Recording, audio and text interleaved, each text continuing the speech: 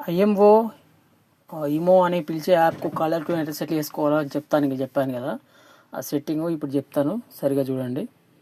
IMO అనే app open చేసుకోవాలి. First open చేసిన తర్వాత ప్రొఫైల్ ఉంటుంది కదా, ప్రొఫైల్ పైన క్లిక్ చేయాలి.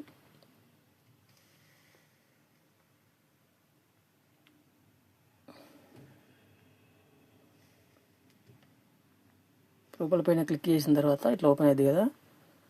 ఓపెన్ అయిన తర్వాత సెట్టింగ్ తీసుకోవాలి. సెట్టింగ్ తర్వాత నోటిఫికేషన్ తర్వాత కాల్స్ అనేది చూసినా కాల్స్ని తీసుకోవాలి. కాల్స్ తర్వాత ఇక్కడ ring tone plus caller tone. Ring tone set చేసుకోవచ్చు, ప్లస్ కాలర్ టోన్ కూడా సెట్ చేసుకోవచ్చు. అదే కాలర్ టోన్ చూసుకున్నాం. ఇప్పుడు కాలర్ టోన్ ఆల్రెడీ దీనికి పెట్టి ఉంది.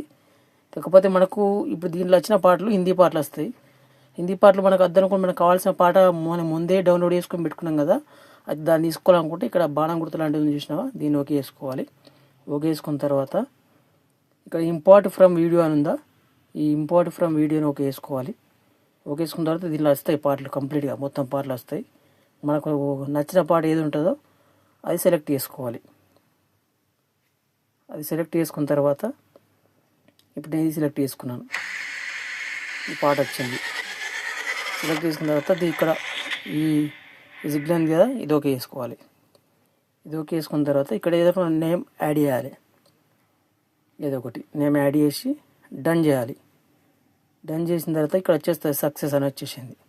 సక్సెస్ అని వచ్చిందా, ఇప్పుడు ఇది ఓకే అయిపోయినట్టు లెక్క.